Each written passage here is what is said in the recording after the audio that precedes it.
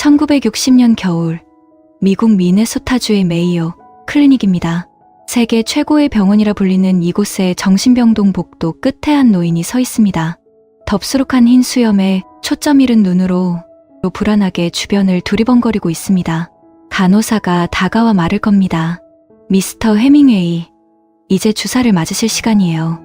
하지만 노인은 간호사의 말을 듣지 못합니다. 아니, 듣고 있지만 대답할 수 없습니다. 그의 신경은 온통 다른 곳에 곤두서 있습니다. 병원 복도의 전화기, 병실의 벽, 그리고 창밖을 지나가는 낯선 자동차.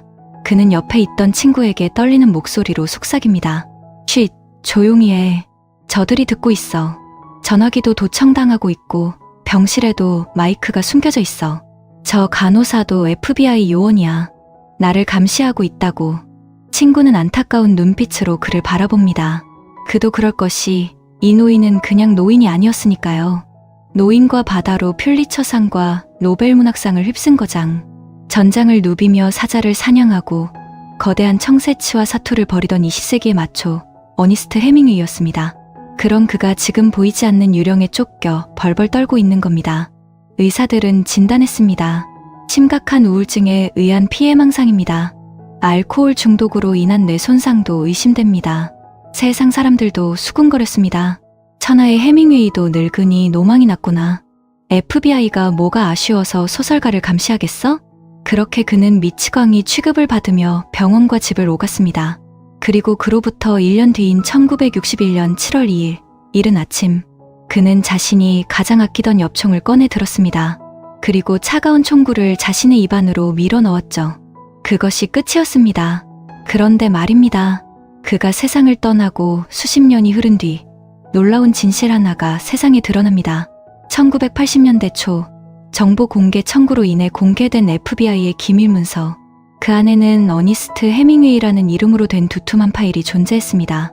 파일을 열어본 사람들은 경악했습니다.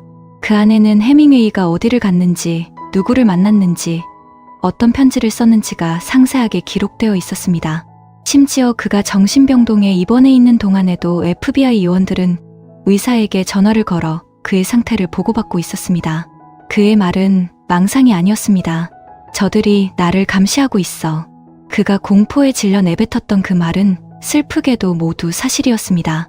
도대체 왜 미국 정부는 당대 최고의 작가를 그토록 집요하게 감시했던 걸까요? 그리고 강인함의 상징이었던 그는 왜 그토록 처참하게 무너져 내려야 했을까요?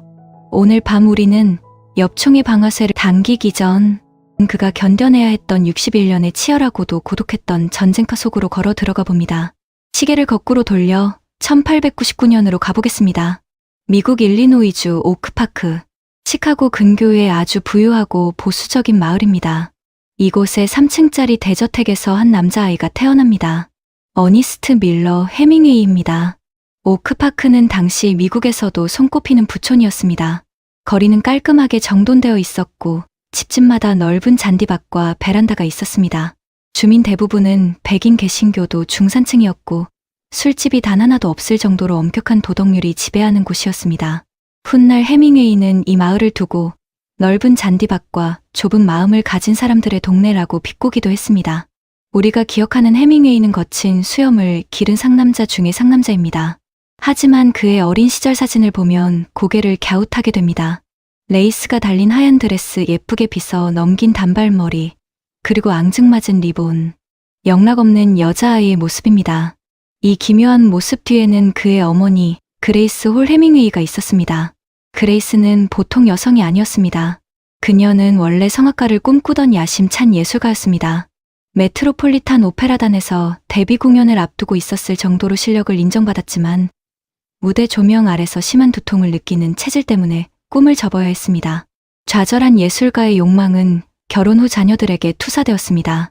그레이스는 매우 독특하고 강박적인 성격의 소유자였습니다. 그녀는 해밍웨이보다 1년 반 먼저 태어난 누나 마셀린과 해밍웨이를 마치 쌍둥이, 자매처럼 키우고 싶어 했습니다. 그래서 아들인 해밍웨이에게 누나와 똑같은 드레스를 입히고 똑같은 머리 모양을 하고 똑같은 인형을 가지고 놀게 했습니다. 심지어 이웃 사람들에게 내 귀여운 쌍둥이 딸들이에요 라고 소개하기도 했죠. 그레이스는 아이들의 성장 일지를 꼼꼼하게 기록했는데 거기에 어린 해밍웨이를 에르네스틴이라는 여자 이름으로 적어두기도 했습니다. 그녀에게 아들은 딸이어야 했고 남자아이의 남자다움은 억눌러야 할 태상이었습니다. 어린 해밍웨이는 혼란스러웠습니다. 어머니 앞에서는 네, 엄마의 귀여운 인형이 될게요 라고 말해야 사랑받을 수 있었지만 내면에서는 끓어오르는 반발심이 있었습니다. 학교에 가면 남자아이들이 놀리기도 했을 겁니다. 왜 나는 누나와 같은 옷을 입어야 하지? 왜 나는 인형놀이를 해야 하지? 이런 의문이 어린 마음에 쌓여갔을 것입니다.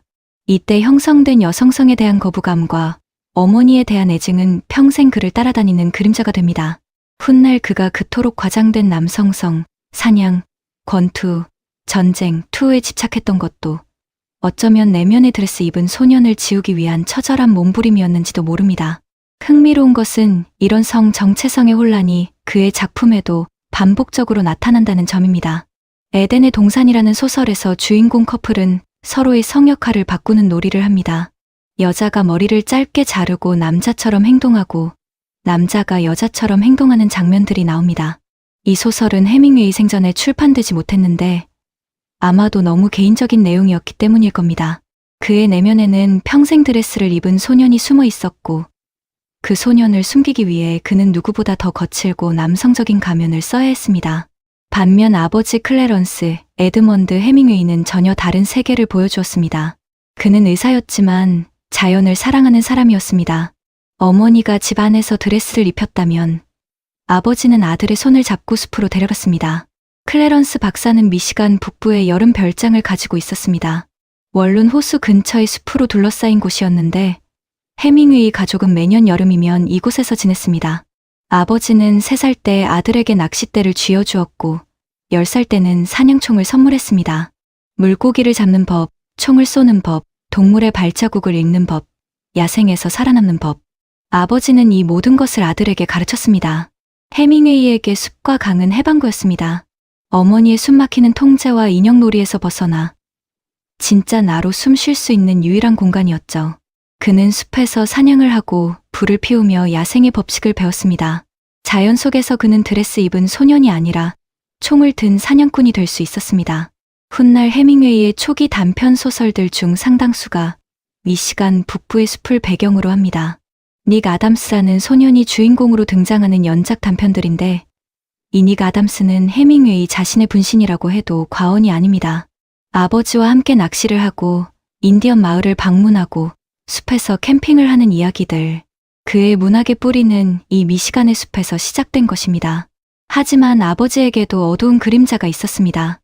클래런스 박사는 훌륭한 의사였지만 심각한 우울증을 앓고 있었습니다. 집안의 경제권을 쥐고 흔드는 기가 센 아내 앞에서 아버지는 점점 위축되었습니다. 그레이스는 자신의 음악 스튜디오를 짓기 위해 가정의 재정을 마음대로 썼고 남편의 의견은 무시하기 일쑤였습니다. 어린 해밍웨이는 밤마다 서재에 틀어박혀 한숨을 쉬는 아버지의 뒷모습을 보며 자랐습니다. 아버지는 가끔 이유 없이 우울해했고 때로는 격하게 화를 내기도 했습니다. 그 쓸쓸하고 불안정한 뒷모습, 그것은 훗날 해밍웨이가 겪게 될 비극적인 미래를 예고하는 듯했습니다. 1928년 해밍웨이가 29살이 되던 해 아버지 클래런스 박사는 당뇨병과 심장병, 그리고 재정적 어려움에 시달리다 권총으로 스스로 목숨을 끊었습니다. 아버지가 사용한 총은 남북전쟁 시대의 스미스 앤 웨슨 32구경 리볼버였습니다. 이 총은 아버지의 아버지, 즉 해밍웨이의 할아버지가 물려준 것이었습니다. 아버지의 자살 소식을 들었을 때 해밍웨이는 처음에는 분노했습니다. 그는 어머니를 탓했습니다. 어머니의 지배와 낭비가 아버지를 죽음으로 몰았다고 생각했습니다. 하지만 시간이 지나면서 그는 아버지를 이해하게 되었습니다. 우울증이라는 검은 개가 아버지의 뒤를 쫓았듯이 같은 검은 개가 자신의 뒤도 쫓고 있다는 것을 느꼈기 때문입니다. 해밍웨이 가문에는 자살의 역사가 있습니다. 아버지만 그런 것이 아니었습니다. 훗날 해밍웨이의 여동생 어슐러, 남동생 레스터, 그리고 손녀마고 해밍웨이도 스스로 목숨을 끊었습니다. 어떤 사람들은 이것을 해밍웨이 가문의 저주라고 부르기도 합니다. 현대의학의 관점에서 보면 아마도 유전적인 우울증 소인이 있었을 것입니다. 하지만 당시에는 우울증에 대한 이해가 부족했고 정신질환은 숨겨야 할 수치로 여겨졌습니다. 1917년 1차 세계대전이 한창이었습니다. 유럽은 피로 물들고 있었고 미국도 마침내 참전을 선언했습니다. 18살의 해밍웨이는 피가 끓었습니다. 전쟁터로 가자. 그곳에 진짜 남자의 삶이 있다. 그는 군에 입대하고 싶었지만 한 가지 문제가 있었습니다. 왼쪽 눈의 시력이 나빠서 징병 신체 검사에서 불합격 판정을 받은 것입니다. 해밍웨이는 어릴 때부터 왼쪽 눈이 좋지 않았는데 이것은 어머니로부터 물려받은 것이었습니다. 그레이스도 눈이 나빴거든요. 정규군에 입대할 수 없게 된 해밍웨이는 다른 방법을 찾았습니다. 미국 적십자사에서 구급차 운전병을 모집하고 있었는데 이것은 민간인 자원봉사자였기 때문에 신체 검사 기준이 덜 엄격했습니다. 그는 아버지의 반대를 무릅쓰고 적십자 구급차 부대에 지원했습니다. 그리고 1918년 봄 이탈리아 전선으로 향했습니다. 이탈리아로 가는 길에 해밍웨이는 잠시 파리에 들렀습니다. 당시 파리는 전쟁 중이었지만 여전히 아름다웠습니다. 그는 거리를 걸으며 언젠가 이곳에서 살겠다고 마음먹었습니다. 그 꿈은 몇 년 후에 실현됩니다. 이탈리아 전선에 도착한 해밍웨이는 밀라노에서 훈련을 받은 뒤 북부 전선으로 배치되었습니다. 그의 임무는 부상병들을 전선에서 후방병원으로 수송하는 것이었습니다. 하지만 전쟁은 소년의 낭만이 아니었습니다. 그가 마주한 것은 썩어가는 시체와 피비린내, 그리고 참혹한 죽음뿐이었습니다. 해밍웨이는 처음으로 대규모 죽음을 목격했습니다. 밀라노의 한 군수공장이 폭발했을 때 그는 시체 수습 작업에 투입되었습니다. 폭발로 산산조각 난 노동자들의 시신을 수거해야 했습니다. 대부분이 여성 노동자들이었습니다. 이 경험은 그에게 깊은 트라우마를 남겼고 훗날 그의 작품 속에 반복적으로 등장하는 죽음에 대한 집착의 씨앗이 되었습니다. 그리고 1918년 7월 8일 운명의 그날 밤이 찾아옵니다. 이탈리아 북부 포살타 전선. 해밍웨이는 원래 후방에서 구급차를 운전하는 것이 임무였지만 전선 가까이에서 활동하고 싶어 했습니다. 그래서 자원에서 자전거를 타고 최전방 참호까지 가서 병사들에게 초콜릿과 담배, 신문 같은 위문품을 나눠주는 일을 했습니다. 그날 밤 자정 무렵 참호 속 병사들에게 물건을 나눠주던 해밍웨이의 근처로 오스트리아군의 참호 박격포탄이 떨어졌습니다. 당시 오스트리아군이 사용하던 미넨베르퍼라는 박격포는 사거리가 짧지만 파괴력이 컸습니다. 화앙! 거대한 폭발음과 함께 그는 허공으로 붕 떠올랐습니다. 그는 훗날 이 순간을 이렇게 묘사했습니다. 내 영혼이 손수건처럼 몸에서 빠져나갔다가 다시 돌아오는 것을 느꼈다. 그것은 죽음의 순간이었다. 나는 죽어본 사람이다. 이 경험은 무기여 자리거라에서 주인공 프레드릭 켈리가 부상당하는 장면으로 생생하게 재현됩니다. 정신을 차려보니 다리가 너덜너덜했습니다. 무려 227개의 파편이 그의 양쪽 다리에 박혔습니다. 의료기록에 따르면 파편 중에는 기관총 탄피와 박격포탄 조각이 섞여 있었다고 합니다. 그 극심한 고통 속에서도 그는 옆에 쓰러진 이탈리아 병사를 업고 안전한 곳으로 기어갔습니다.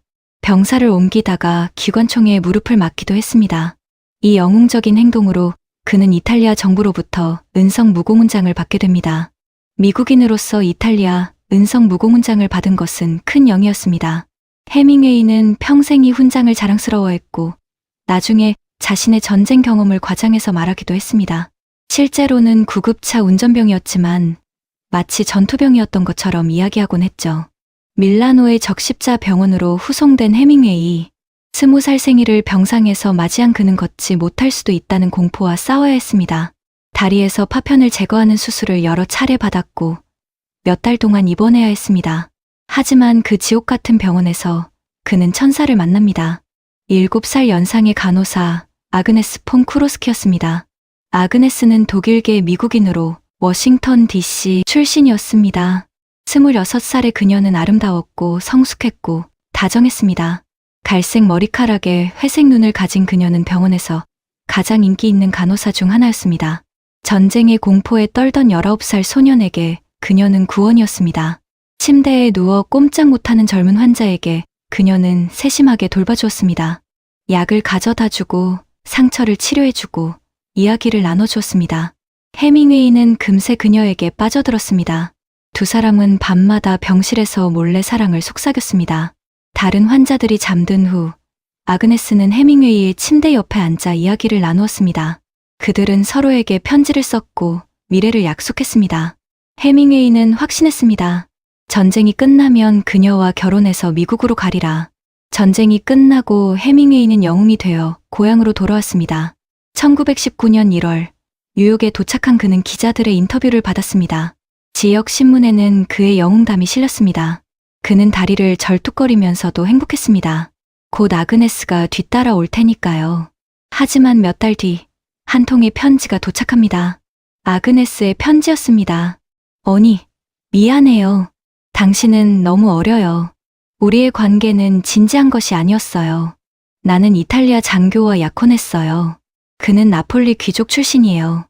우리의 사랑은 그저 전쟁터에서의 짧은 꿈이었던 것 같아요. 부디 좋은 사람 만나세요. 그것은 박격포탄보다 더 큰 충격이었습니다. 해밍웨이는 무너져 내렸습니다. 방에 틀어박혀 며칠 동안 나오지 않았습니다. 술을 마시고 울고 또 술을 마셨습니다. 아이러니하게도 아그네스의 이탈리아 장교와의 약혼은 얼마 지나지 않아 깨졌습니다. 장교의 어머니가 미국인 며느리를 반대했기 때문입니다. 하지만 그때는 이미 늦었습니다. 해밍웨이의 마음에는 깊은 상처가 새겨졌습니다. 첫사랑의 배신, 남성성에 대한 모욕, 이 사건은 해밍웨이의 영혼을 완전히 바꿔놓았습니다. 그는 결심합니다. 다시는 사랑 때문에 상처받지 않겠다. 내가 버림받기 전에 내가 먼저 버리겠다. 이후 해밍웨이의 소설에 등장하는 사랑은 늘 비극적입니다. 무기여 잘 있거라의 캐서린 바클리는 아그네스를 모델로 한 것이 분명합니다. 소설 속에서 캐서린은 주인공을 진심으로 사랑하고 그의 아이를 임신하지만 출산 중에 죽습니다. 현실에서 이루지 못한 사랑을 소설 속에서는 죽음으로 영원히 만든 것입니다. 그리고 현실에서의 여성 편력도 복잡해집니다. 그는 4번 결혼했고 수많은 여인과 사랑을 나눴지만 관계가 깊어지려 하면 먼저 떠나버리곤 했습니다. 아그네스가 남긴 상처, 그 버림받음에 대한 공포가 평생 그를 옥죄었던 것입니다. 시련의 아픔을 안고 고향으로 돌아온 해밍웨이는 한동안 방황했습니다. 부모님 집에 얹혀 살면서 글을 쓰려고 했지만 잘 되지 않았습니다. 어머니와의 갈등도 심해졌습니다. 그레이스는 아들이 제대로 된 직업을 갖기를 원했고 해밍웨이는 작가가 되겠다는 꿈을 포기하지 않았습니다. 1920년 그는 시카고로 이사해 캐나다 신문 토론토 스타의 프리랜서 기자로 일하기 시작했습니다. 그리고 그곳에서 운명적인 만남이 있었습니다. 헤들리 리처드슨이라는 여성이었습니다. 헤들리는 해밍웨이보다 8살 연상이었습니다. 세인트루이스 출신의 붉은 머리 여성으로 피아노를 잘 쳤고 조용하고 따뜻한 성품을 가지고 있었습니다. 그녀도 어린 시절 어머니의 과잉 통제 아래서 자랐기 때문에 해밍웨이와 통하는 부분이 있었습니다. 두 사람은 빠르게 가까워졌고 1921년 9월에 결혼했습니다. 결혼 직후 해밍웨이는 중요한 결정을 내립니다. 파리로 가기로 한 것입니다. 토론토 스타의 유럽 특파원 자격을 얻었고 당시 파리는 전 세계 예술가들의 성지였습니다. 환율 덕분에 미국 달러로 파리에서 비교적 저렴하게 살 수 있었고 무엇보다 그곳에는 새로운 예술을 실험하는 작가들과 화가들이 모여 있었습니다. 당시 파리의 몽파르나스와 생제르맹-데-프레 지역에는 미국, 영국, 아일랜드 출신의 예술가들이 모여들었습니다. 이들을 일컬어 잃어버린 세대, 로스트 제너레이션이라고 부릅니다. 이 표현은 작가 거트루드 스타인이 처음 사용한 것입니다. 그녀는 해밍웨이를 비롯한 젊은 작가들에게 이렇게 말했습니다. 당신들은 모두 길을 잃은 세대군요. 전쟁을 겪고 기존의 가치관이 무너진 세대, 무엇을 믿어야 할지 모르는 세대라는 뜻이었습니다. 파리에서 해밍웨이는 거트루드 스타인의 살롱에 드나들기 시작했습니다. 스타인은 미국 출신의 작가로 파리의 릭상부르 공원 근처에 있는 그녀의 아파트는 예술가들의 사랑방 역할을 했습니다. 벽에는 피카소, 마티스, 세 잔의 그림이 걸려 있었고 제임스 조이스, 에즈라 파운드, 스콧 피츠제럴드 같은 작가들이 드나들었습니다. 스타인은 해밍웨이의 글쓰기 스승이 되었습니다. 그녀는 그에게 단순하고 직접적인 문체의 중요성을 가르쳤습니다. 불필요한 수식어를 없애라. 진실만을 써라. 해밍웨이는 이 가르침을 가슴에 새겼습니다. 시인 에즈라 파운드도 해밍웨이에게 큰 영향을 주었습니다. 파운드는 그의 원고를 꼼꼼히 읽고 피드백을 주었습니다. 한 번은 해밍웨이의 원고에서 형용사를 전부 지우고 돌려주기도 했습니다. 형용사는 약하다. 명사와 동사로 승부해라. 이런 훈련을 통해 해밍웨이 특유의 간결한 문체가 형성되었습니다. 해밍웨이의 파리 생활은 가난했습니다. 점심을 굶는 일이 다반사였고 뗄감이 없어서 추위에 떨어야 했습니다. 그와 헤들리는 라틴 쿼터의 허름한 아파트에서 살았습니다. 화장실은 공용이었고 난방도 제대로 되지 않았습니다. 하지만 그는 행복했습니다. 훗날 그는 회고록 파리는 날마다 축제에서 이렇게 썼습니다. 우리는 몹시 가난했지만 매우 행복했다. 파리의 어느 곳에서도 우리는 배고픔을 느끼지 않고 행복할 수 있었다. 그는 릭상부르 공원을 산책하며 비둘기를 잡아 요리해 먹을까 고민했고 릭상부르 미술관에서 세잔의 그림을 보며 문장을 묘사하는 법을 배웠습니다. 세잔이 붓으로 사과를 그리듯 자신도 펜으로 세상을 그리고 싶었습니다. 노트와 연필만 들고 카페 구석에 앉아 하루 종일 글을 썼습니다. 클로저리 데 릴라라는 카페가 그가 즐겨 찾던 곳이었습니다. 이 시기 그의 문체는 완성됩니다. 전쟁터에서 겪은 허무함, 기자 생활을 하며 배운 간결함, 그는 불필요한 수식어를 모두 깎아냈습니다. 그는 이것을 빙산 이론이라고 불렀습니다.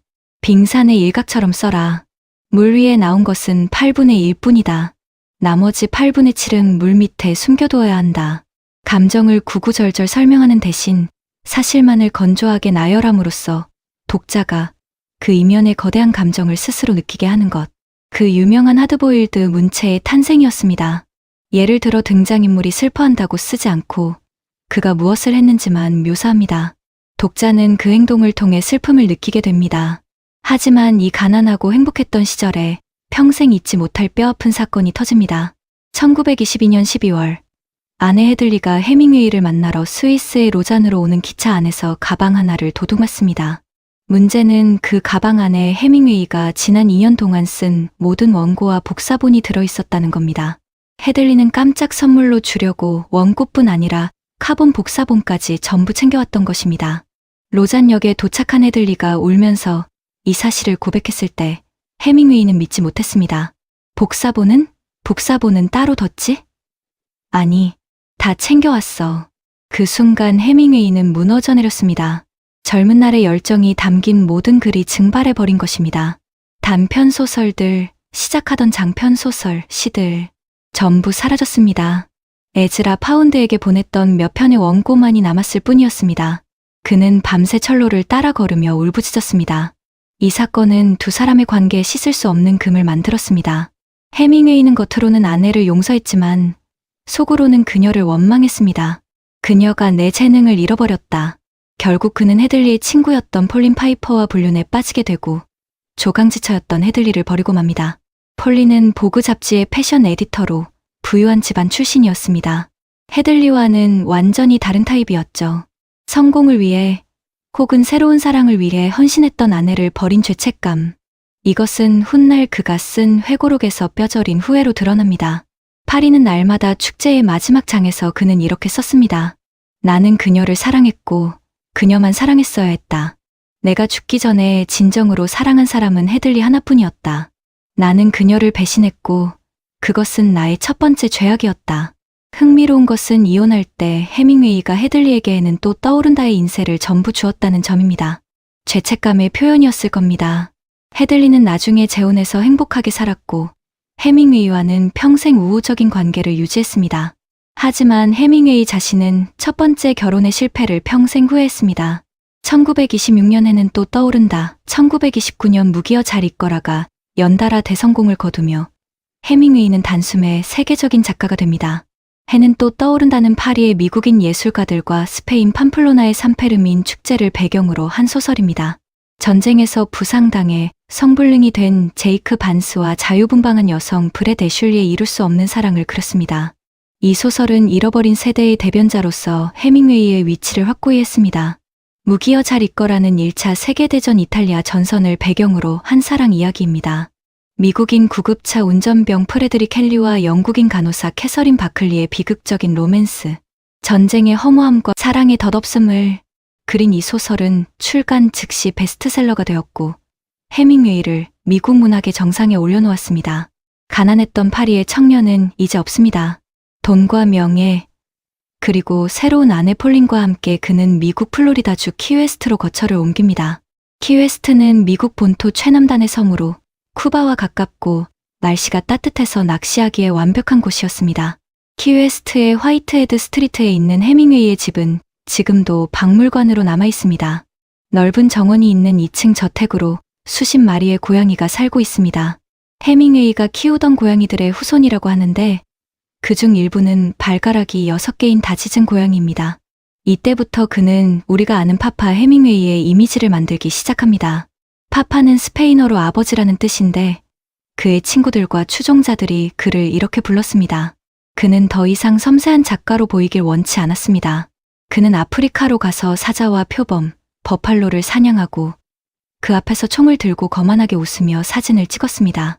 1933년과 1934년에 걸친 첫 번째 아프리카 사파리는 그에게 깊은 인상을 남겼고 아프리카의 푸른 언덕이라는 논픽션 책으로 출판되었습니다. 스페인의 투우장에 가서 소와 투우사의 피 튀기는 대결에 열광했습니다. 그는 투우를 단순한 스포츠가 아니라 예술의 형태로 보았습니다. 죽음의 오후라는 책에서 그는 투우를 유일하게 죽음이 예정되어 있는 예술이라고 묘사했습니다. 카리브해의 거친 바다에서 자신의 몸집보다 큰 청새치, 대서양 청새치나 청새치, 돛새치 같은 대형 어류와 사투를 벌였습니다. 그는 필라르라는 이름의 38피트짜리 낚싯배를 샀는데 이 배의 이름은 스페인 내전 때 만난 여성의 이름에서 따온 것이었습니다. 해밍웨이는 이 배를 타고 멕시코 만류에서 수백 번의 낚시 여행을 떠났습니다. 그는 강해야했습니다. 어릴 적 어머니가 입혔던 드레스의 기억을 지우기 위해, 첫사랑에게 버림받았던 비참함을 감추기 위해, 그리고 무엇보다 아버지처럼 우울증에 잠식되어 자살로 생을 마감하지 않기 위해 그는 끊임없이 몸을 혹사시키고 위험한 상황에 자신을 던져넣으며 나는 살아있다, 나는 강하다를 증명하려 했습니다. 해밍웨이의 경쟁심은 대단했습니다. 그는 다른 작가들과 자신을 끊임없이 비교했습니다. 특히 동시대 작가인 스콧 피츠제럴드와는 복잡한 관계를 유지했습니다. 위대한 개츠비의 작가 피츠제럴드는 해밍웨이보다 먼저 유명해졌고 처음에는 해밍웨이를 도와주기도 했습니다. 하지만 시간이 지나면서 해밍웨이는 피츠제럴드를 경멸하기 시작했습니다. 피츠제럴드가 술에 빠지고 아내 I don't blame you for living this wish had been enough for you to stay.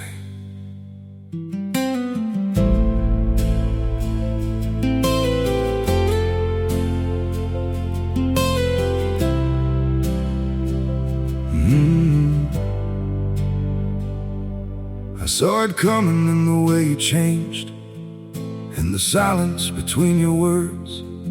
Every I'm fine felt heavier than truth, like something breaking unheard.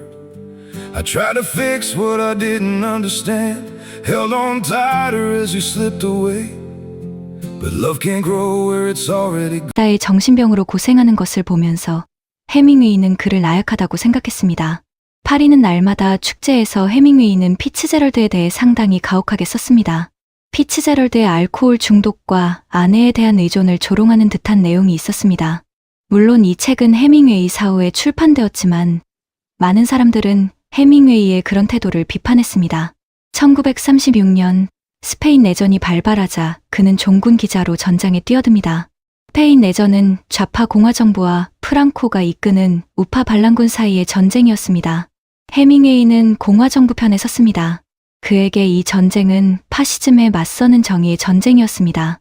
그곳에서 세 번째 아내이자 유능한 기자였던 마사 게론을 만납니다. 마사는 콜리어스 잡지의 종군 기자로 스페인에 와 있었습니다. 금발의 긴 다리를 가진 그녀는 용감하고 독립적인 여성이었습니다. 포탄이 쏟아지는 마드리드의 호텔에서 두 사람은 사랑을 나누고 기사를 썼습니다. 해밍웨이는 스페인 내전을 배경으로 누구를 위하여 종은 울리나를 썼습니다. 미국인 로버트 조던이 스페인 게릴라들과 함께 다리를 폭파하는 임무를 수행하는 이야기입니다. 이 소설은 1940년에 출판되어 다시 한번 베스트셀러가 되었고 게리 쿠퍼와 잉그리드 버그만 주연의 영화로도 만들어졌습니다. 그리고 2차 세계대전이 터지자 그는 자신의 요트 필라르 호를 개조해 독일 잠수함 유보트를 잡겠다며 카리브해를 누비고 다녔습니다. 이것이 바로 크룩 팩토리 작전입니다. 그는 쿠바에 사는 스페인 내전 참전용사들과 어부들을 모아 사설 정보망을 조직했습니다. 필라르호의 무선통신 장비와 기관총, 수류탄을 싣고 다니며 유보트를 찾아다녔습니다. 물론 실제로 유보트를 잡은 적은 없습니다. 군사 전문가들이 보기에는 위험천만한 아마추어 놀이에 불과했습니다. 하지만 해밍웨이 본인은 진지했습니다. 그는 전쟁에 참여하고 싶었습니다. 다시 한번 영웅이 되고 싶었습니다. 1944년에는 유럽 전선의 종군 기자로 참전했습니다. 노르망디 상륙작전에도 참여했고 파리 해방 때는 자신이 리츠 호텔을 해방시켰다고 주장하기도 했습니다. 물론 과장이었지만 그는 전쟁터에서 기자라기보다는 전투원처럼 행동했습니다. 제네바 협약에 따르면 기자는 무기를 들면 안 되는데 해밍웨이는 이를 무시했습니다. 사람들은 그를 영웅이라 불렀습니다. 하지만 가까이서 본 그는 위태로웠습니다. 아침부터 보드카와 위스키를 물처럼 마셔댔습니다. 술이 없으면 잠들 수 없었고 술이 없으면 글을 쓸 수 없었습니다. 그가 만들어낸 강한 남자라는 가면은 점점 그의 살을 파고들어 이제는 벗을 수조차 없는 족쇄가 되어가고 있었습니다. 세 번째 아내 마사 게론과의 결혼도 오래가지 못했습니다.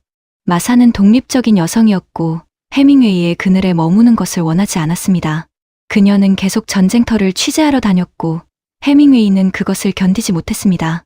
자신보다 아내의 커리어가 우선시되는 것을 받아들일 수 없었던 겁니다. 두 사람은 1945년에 이혼했습니다. 같은 해 해밍웨이는 네 번째 아내 메리 웰시와 결혼합니다. 메리도 종군 기자였는데 그녀는 마사와 달리 해밍웨이를 중심으로 살아가는 것을 받아들였습니다. 그녀는 해밍웨이가 죽을 때까지 곁을 지켰습니다. 그리고 운명의 1950년대가 다가옵니다. 그의 육체와 정신이 완전히 붕괴하기 시작하는 비극의 카운트다운이 시작된 것입니다. 1954년 1월 아프리카 해밍웨이는 네 번째 아내 메리 웰시와 함께 경비행기를 타고 사파리 여행을 즐기고 있었습니다. 이것은 그의 두 번째 아프리카 여행이었습니다. 첫 번째 여행에서 그는 사자와 버팔로를 사냥했지만 이번에는 더 평화로운 관광 여행이었습니다. 하늘에서 코끼리 떼와 하마들을 내려다보는 것이 목적이었습니다. 그는 여전히 자신만만했습니다. 하늘 위에서 아프리카의 야생을 내려다보며 자신의 건재함을 과시하고 싶었죠. 하지만 머치슨 폭포 상공을 지나던 중 비행기가 전선에 걸리며 추락하고 맙니다. 머치슨 폭포는 우간다에 있는 나일 강이 거대한 폭포입니다. 조종사는 폭포를 가까이서 보여주려고 낮게 비행했는데 그 과정에서 사고가 난 것입니다. 다행히 목숨은 건졌지만 정글 한복판에 고립되었습니다. 비행기는 부서졌고 무선통신도 되지 않았습니다.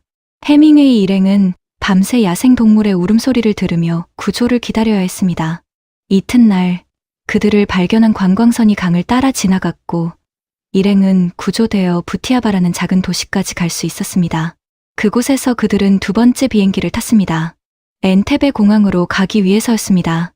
그런데 믿을 수 없게도 이 구조 비행기마저 이륙 직후 화재가 발생하며 땅으로 곤두박질 쳤습니다.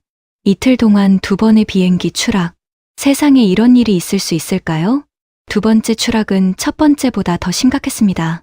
비행기 문이 찌그러져서 열리지 않았고 불이 번지고 있었습니다. 해밍웨이는 머리로 문을 들이받아 겨우 탈출했습니다. 그 과정에서 두개골에 심각한 부상을 입었습니다. 언론은 대서특필했습니다. 해밍웨이 사망하다. 전 세계 신문에 그의 부고 기사가 실렸습니다. 통신이 두절되어 정확한 소식을 알 수 없었기 때문에 많은 언론이 그가 죽었다고 보도한 것입니다. 하지만 그는 기적적으로 말 그대로 지옥에서 살아 돌아왔습니다. 손에는 바나나 한 송이와 진 한 병을 들고 피투성이가 된 채 정글을 걸어 나왔죠. 그는 나중에 자신의 부고 기사를 스크랩해서 읽으며 껄껄 웃었습니다. 내 부고 기사를 살아서 읽는 기분은 꽤 짜릿하군 그래. 사람들은 역시 불사신 해밍웨이 라며 환호했습니다.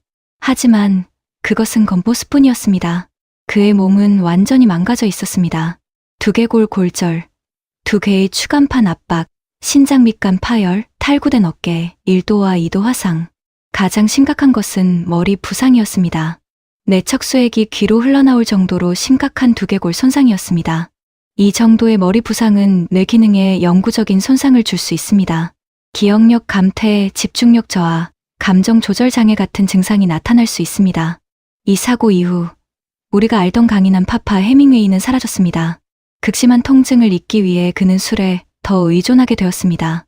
아침부터 밤까지 위스키와 와인을 들이켰고 진통제를 밥처럼 먹었습니다. 고통과 알코올이 뒤섞인 혼미한 정신. 그 틈을 비집고 오랫동안 그를 괴롭혀온 우울증이라는 검은 개가 다시 짖기 시작했습니다. 영국의 정치가 윈스턴 처칠은 자신의 우울증을 검은 개라고 불렀습니다. 뒤를 쫓아다니며 물어뜯는 검은 개. 해밍웨이의 뒤에도 같은 개가 따라다니고 있었습니다. 아버지에게서 물려받은 아마도 유전적인 우울증의 그림자. 사실 아프리카로 떠나기 전인 1952년, 그는 이미 작가로서 최고의 정점에 올라 있었습니다. 바로 노인과 바다 때문입니다. 1940년대 후반, 해밍웨이는 심각한 슬럼프에 빠져 있었습니다. 1950년에 출판한 강 건너 숲속으로는 비평가들에게 혹평을 받았습니다. 해밍웨이는 끝났다. 자기 패러디에 불과하다는 비아냥이 쏟아졌습니다. 한때 미국 문학의 거장으로 칭송받던 그가 이제는 시대에 뒤처진 낡은 작가 취급을 받게 된 것입니다. 그는 쿠바의 집, 핑카비이아에 틀어박혀 새 작품에 매달렸습니다. 핑카비이아는 하바나 교외의 언덕 위에 있는 저택으로 해밍웨이는 1939년부터 이곳에서 살았습니다. 넓은 정원에 망고나무와 야자수가 자라고 멀리 바다가 보이는 아름다운 곳이었습니다. 그는 이곳에서 20년 넘게 살며 여러 작품을 썼습니다. 단 8주 만에 그는 노인과 바다의 원고를 완성했습니다. 멕시코 만류에서 84일 동안 고기를 한 마리도 잡지 못한 늙은 어부 산티아고. 먼 바다로 나가 거대한 청새치를 잡지만 돌아오는 길에 상어떼에게 모든 살점을 뜯기고 앙상한 뼈만 가지고 돌아오는 이야기. 이 소설은 해밍웨이가 쿠바에서 만난 실제 어부들의 이야기에서 영감을 받았습니다. 그는 쿠바의 어부들과 함께 많은 시간을 보냈고 그들의 삶과 바다에 대한 경외심을 깊이 이해하고 있었습니다. 소설 속 산티아고의 모델이 된 인물은 그레고리오 푸엔테스라는 쿠바 어부로 해밍웨이의 필라르호의 선장이기도 했습니다. 산티아고 노인은 말합니다. 인간은 파괴될지언정 패배하지 않는다. 이 문장은 해밍웨이 문학의 핵심을 담고 있습니다. 결과가 어떻든 간에 투쟁 자체에 의미가 있다는 것. 설령 상어에게 모든 것을 빼앗기더라도 끝까지 싸운 인간은 패배한 것이 아니라는 것. 그것은 늙고 병든 해밍웨이 자신이 세상에게 그리고 자기 자신에게 던지는 외침이었습니다. 비평가들이 뭐라고 하든 나는 아직 끝나지 않았다. 이 작품은 1952년 라이프 잡지에 전문이 실렸는데 이틀 만에 530만 부가 팔렸습니다. 단편 소설 하나가 잡지 한 호 전체를 채운 것도 이례적이었고 그런 잡지가 역사적인 판매량을 기록한 것도 전례가 없는 일이었습니다. 이 작품으로 그는 1953년 퓰리처상 그리고 이듬해인 1954년 노벨문학상을 거머쥡니다. 노벨위원회는 수상 이유를 이렇게 밝혔습니다. 노인과 바다에서 가장 최근에 입증된 바와 같이 서사 기술의 숙달과 현대 문체에 끼친 영향에 대하여. 하지만 아이러니하게도 작가로서 가장 영광스러운 그 순간에 그는 가장 비참했습니다. 아프리카에서의 비행기 사고 후유증으로 몸을 움직일 수 없었기 때문입니다. 스웨덴에서 열린 시상식장에는 그 대신 주소해된 미국 대사가 참석해야 했습니다. 그는 병상에 누워 라디오로 자신의 수상 소식을 들었습니다. 화려한 트로피와 쏟아지는 찬사. 하지만 그는 알았습니다. 이제 다시는 노인과 바다 같은 글을 쓸 수 없으리라는 것을. 정점에 올랐다는 것은 이제 내려갈 일만 남았다는 뜻이기도 했습니다. 내려가는 길은 너무나 가파르고 어두웠습니다. 노벨상 수상 연설에서 해밍웨이는 이렇게 말했습니다. 글을 쓰는 것은 본질적으로 외로운 직업이다. 작가는 고독 속에서 성장한다. 유명해지면 작가의 고독은 침해당하고 작업은 반드시 손상을 입는다. 그는 이미 유명세의 독을 알고 있었습니다. 그리고 그 독은 점점 그의 몸과 마음을 갉아먹고 있었습니다. 쿠바의 저택, 핑카비이아. 노벨상 수상 이후 해밍웨이는 이상한 행동을 보이기 시작합니다. 글을 쓰다가도 갑자기 멈추고 창밖을 내다보거나 전화를 받다가 황급히 끊어버리고 전화선을 뽑아버리기도 했습니다. 그는 친구들에게 이렇게 말했습니다. 길가에 세워진 저 차 보여? 저 안에 요원들이 있어. 은행 직원이 내 계좌를 뒤지고 있어. FBI가 내 뒤를 캐고 있다고. 친구들은 안타까워했습니다. 어니, 자네는 국민 작가야.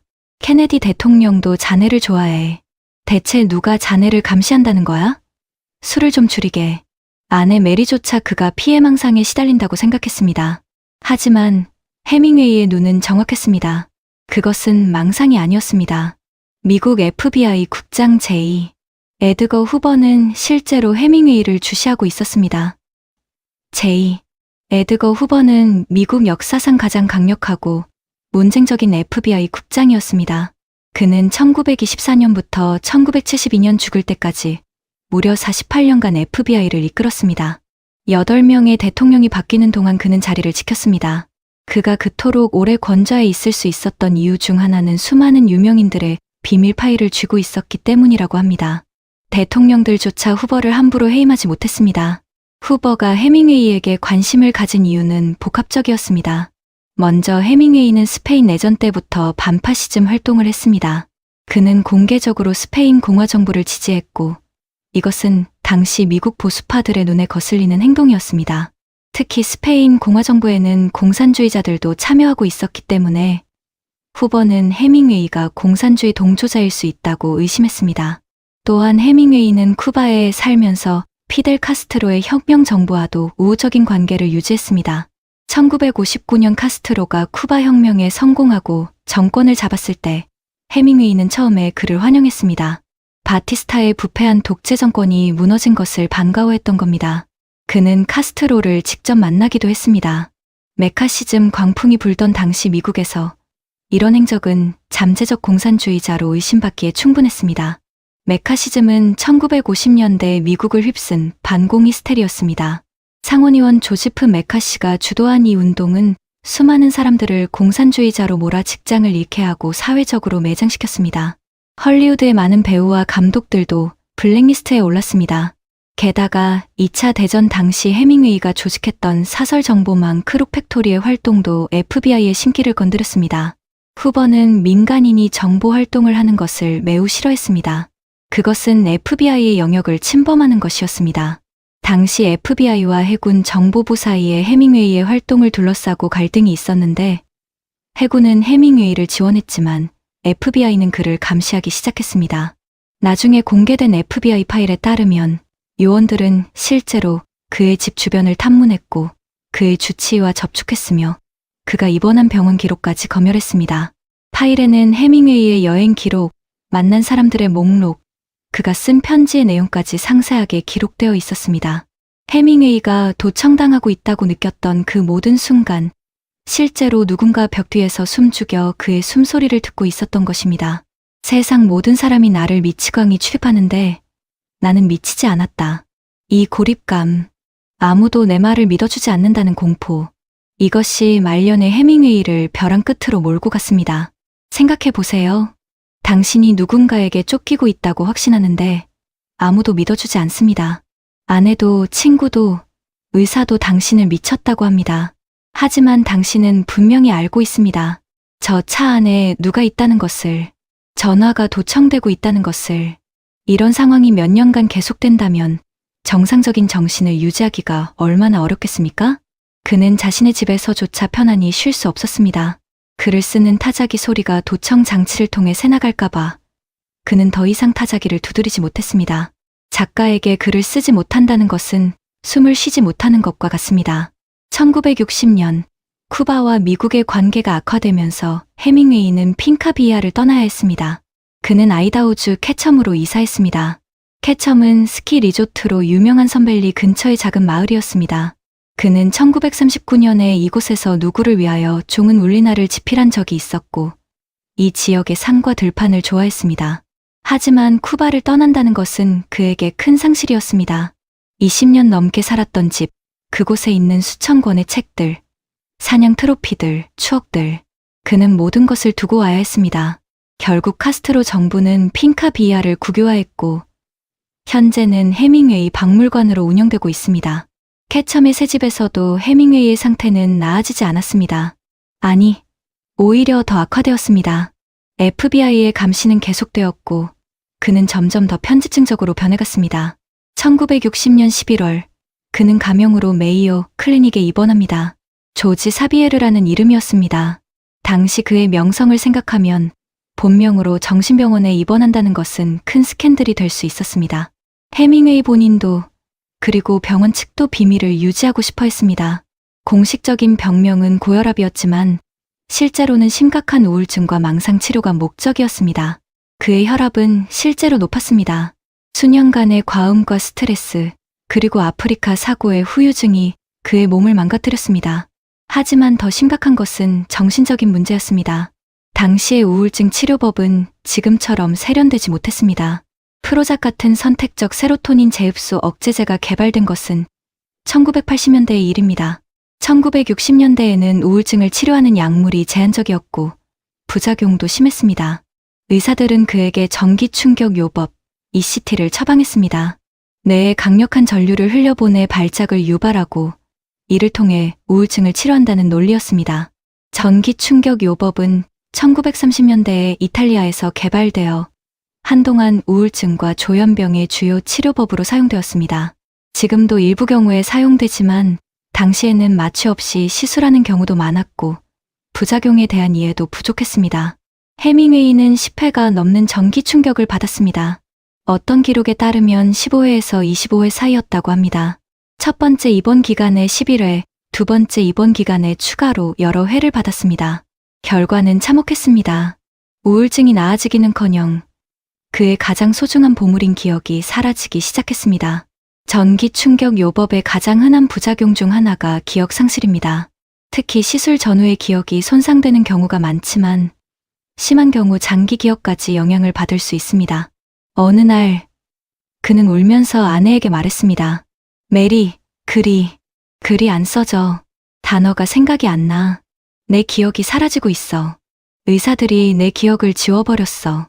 그는 평생 경험을 통해 글을 쓴 작가였습니다. 파리의 비 내리는 거리, 스페인의 뜨거운 태양, 아프리카의 흙냄새, 전쟁터의 총성, 그 모든 감각적인 기억들이 전기 충격으로 인해 하얗게 지워져 버린 것입니다. 작가가 기억을 잃는다는 것은 영혼이 죽는 것과 같았습니다. 해밍웨이의 글쓰기 방법은 직접 경험한 것을 바탕으로 하는 것이었습니다. 그는 상상력으로 글을 쓰는 작가가 아니었습니다. 직접 보고, 듣고, 느낀 것을 언어로 변환하는 작가였습니다. 그런데 그 재료 창고가 텅 비어버린 것입니다. 그는 의사에게 항변했습니다. 글을 쓰는 게 내 유일한 삶의 이유인데 기억을 다 지워버리면 어떡합니까? 망가진 뇌를 가지고 사는 게 무슨 의미가 있죠? 하지만 치료는 계속되었습니다. 의사들은 우울증을 치료하는 것이 우선이라고 생각했습니다. 그들은 기억 상실이 일시적일 것이라고, 시간이 지나면 회복될 것이라고 말했습니다. 하지만 해밍웨이에게 시간은 별로 남아있지 않았습니다. 1961년 봄, 그는 퇴원했습니다. 하지만 집으로 돌아온 그는 더 이상 자신이 알던 해밍웨이가 아니었습니다. 원고지 앞에 앉아도 한 문장도 쓸 수 없었습니다. 그해 봄, 케네디 대통령 취임식을 위한 축하 메시지를 써달라는 요청이 왔습니다. 단 몇 문장이면 되는 간단한 일이었습니다. 하지만 해밍웨이는 며칠을 끙끙거렸습니다. 결국 완성하지 못했습니다. 한때 8주 만에 노인과 바다를 써냈던 작가가 몇 줄의 축하 메시지조차 쓰지 못하게 된 것입니다. 그는 서재에서 혼자 울었습니다. 파괴될지언정 패배하지 않는다고 썼던 그 손으로 이제는 자신의 패배를 받아들여야만 했습니다. 아내 메리는 그의 상태를 걱정하며 총기를 잠가두었습니다. 하지만 해밍웨이는 그것을 알아차렸고 더욱 우울해했습니다. 심지어 몇 차례 자살을 시도하기도 했습니다. 한 번은 공항에서 비행기 프로펠러 쪽으로 걸어가려 했고 또 한 번은 엽총을 들고 있다가 메리에게 저지당했습니다. 4월에 그는 다시 메이오 클리닉에 입원했습니다. 그리고 또다시 전기 충격 요법을 받았습니다. 6월 말에 퇴원했을 때 의사들은 그가 좋아지고 있다고 말했습니다. 하지만 그것은 착각이었습니다. 1961년 7월 2일 일요일 아침, 아이다호주 캐첨의 자택입니다. 여름의 아침 햇살이 창문을 통해 평화롭게 들어오고 있었습니다. 집 안은 고요했습니다. 아내 메리는 아직 2층 침실에서 자고 있었습니다. 캐첨은 아름다운 곳입니다. 로키 산맥 자락에 위치한 이 마을은 겨울에는 스키 리조트로, 여름에는 낚시와 사냥으로 유명합니다. 해밍웨이가 좋아할 만한 곳이었습니다. 야생의 자연과 깨끗한 공기, 그리고 조용한 분위기. 해밍웨이는 조용히 침대에서 일어났습니다. 그가 즐겨 입던 붉은색 로브 가운을 걸쳤습니다. 62번째 생일을 막 3주 앞둔 시점이었습니다. 하지만 그는 62세 생일을 맞이하지 못할 것입니다. 그는 마치 의식을 치르듯 천천히 계단을 내려와 지하실의 보관실로 향했습니다. 그곳에는 그가 평생 사랑했던 총들이 진열되어 있었습니다. 사냥꾼으로서 그는 수십 자루의 총을 소유하고 있었습니다. 그는 그 중에서 가장 아끼던 영국제 보스 엠코 12구경 쌍열 엽총을 꺼냈습니다. 보스 엠코는 런던에 있는 고급 총기 제조사로 맞춤 제작 엽총으로 유명합니다. 해밍웨이의 총은 특별 주문 제작된 것으로 그는 이 총으로 비둘기 사냥을 즐겼습니다. 아름다운 총이었습니다. 나무 개머리판에 새겨진 섬세한 문양, 부드럽게 빛나는 금속 총신. 해밍웨이는 이 총을 누구보다 잘 다룰 줄 알았습니다. 그는 산탄 2발을 장전했습니다. 그리고 총을 들고 1층 현관 로비로 올라왔습니다. 창밖으로는 아이다호의 푸른 숲이 보였습니다. 7월 초의 아이다호는 푸르고 아름답습니다. 나무들은 초록빛 잎으로 가득하고 산 꼭대기에는 아직 눈이 남아 있습니다. 그가 아버지의 손을 잡고 처음 사냥을 배웠던 미시간의 숲과 닮아 있었을 겁니다. 아버지도 그와 같은 나이에 같은 방식으로 생을 마감했습니다. 클래런스 해밍웨이는 57세에 권총으로 자살했습니다. 그때 어니스트는 29살이었습니다. 아버지가 왜 그런 선택을 했는지 이해할 수 없었습니다. 분노하기도 했습니다. 하지만 지금 61세가 된 그는 아버지를 이해할 수 있을 것 같았습니다. 더 이상 글을 쓸 수 없다는 것, 자신이 가장 잘하는 일, 자신을 자신으로 만들어주는 일을 더 이상 할 수 없다는 것, 그것은 육체적인 죽음보다 더 참기 어려운 것이었습니다. 그것은 도피가 아니었습니다. 적어도 해밍웨이에게는 그렇게 느껴졌을 것입니다. 더 이상 글을 쓸 수 없는 망가진 자신이 가장 사랑하는 도구로 끝내는 것, 그것은 그가 선택할 수 있는 마지막 존엄이자 통제였습니다. 인간은 파괴될지언정 패배하지 않는다. 그가 산티아고 노인의 입을 빌려 한 말입니다. 하지만 그 말을 쓴 사람은 결국 스스로 파괴되는 것을 선택했습니다. 그는 차가운 총구를 이마에 댔습니다. 일부 기록에 따르면 입안에 넣었다고도 하고 이마에 댔다고도 합니다. 정확한 것은 아무도 모릅니다. 중요한 것은 결과입니다. 차가운 금속의 감촉, 그것이 그가 느낀 이승에서의 마지막 감각이었습니다. 거장의 죽음은 그렇게 한 발의 총성으로 마무리되었습니다. 향년 61세였습니다. 2층에서 잠을 자던 메리는 총소리에 깨어났습니다.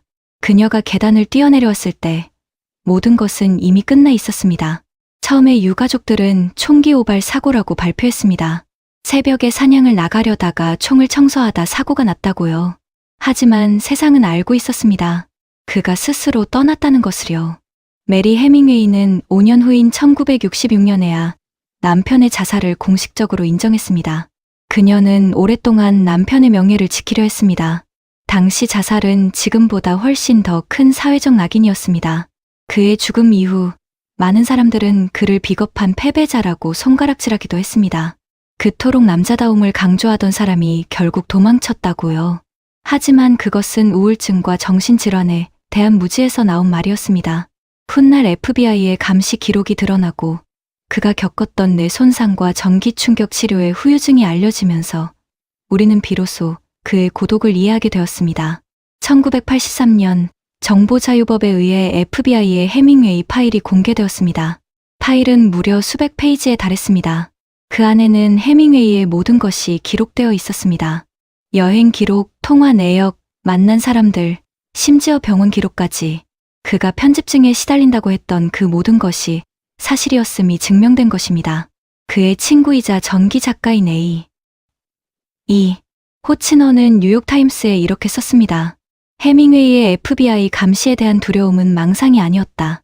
그의 말이 맞았다. 아무도 믿어주지 않았을 뿐. 그는 평생 남자는 강해야 한다는 강박 속에 살았습니다. 하지만 그 가면 뒤에는 누구보다 여리고 상처받기 쉬운 영혼이 숨어 있었습니다. 어린 시절 어머니에게 드레스를 입어야 했던 소년, 첫사랑에게 버림받고 상처받은 청년, 전쟁에서 227개의 파편을 맞고도 살아남은 군인, 그리고 자신의 기억이 사라지는 것을 지켜봐야 했던 노년의 작가. 그는 글을 쓰기 위해 자신의 살을 깎고 뼈를 태웠습니다. 그의 문학은 그의 삶에서 직접 나온 것이었습니다. 파리에서의 가난, 전쟁터의 공포, 사냥터의 긴장감, 사랑과 배신의 아픔, 그 모든 경험이 그의 간결한 문장 속에 응축되어 있습니다. 그리고 더 이상 태울 것이 남지 않았을 때 스스로 불을 껐습니다. 해밍웨이는 갔지만 그의 문장들은 여전히 살아있습니다. 파리의 카페에, 스페인의 투우장에, 그리고 쿠바의 푸른 바다 위에, 지금도 어딘가에서 거대한 청새치를 쫓는 산티아고 노인의 쪽배는 흔들리고 있을 겁니다. 노인과 바다의 마지막 장면에서 산티아고, 노인은 지쳐서 잠이 듭니다. 그리고 꿈을 꿉니다. 젊은 시절 아프리카에서 보았던 사자들의 꿈을. 노인은 금빛 해변에서 뛰어노는 사자들을 보며 평화롭게 잠들어 있습니다. 오늘 밤은 거친 파도와 싸우다 잠든 노인의 꿈을 꾸어보는 건 어떨까요? 사자들이 뛰어노는 아프리카 해변의 꿈을 말이죠. 모든 고통과 감시가 사라진 그곳에서 어니스트, 부디 편안히 잠드시길.